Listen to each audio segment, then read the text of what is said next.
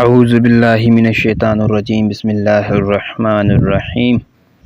حضرت ابو ہریرہ رضی اللہ عنہ کہتے ہیں کہ رسول اللہ صلی اللہ علیہ وسلم سے کہا گیا، عورتوں میں اچھی عورت کون سی ہے؟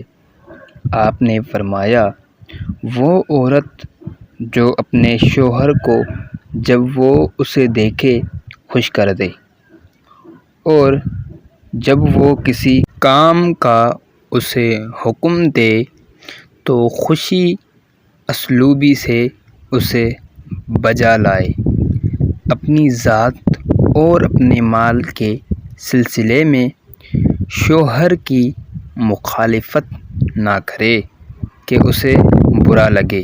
نبی کریم صلی اللہ علیہ وسلم کی اس حدیث کی ہم وضاحت کریں تو اپنی صاف ستھرے لباس اور خندہ پیشانی سے اس کا استقبال کرے۔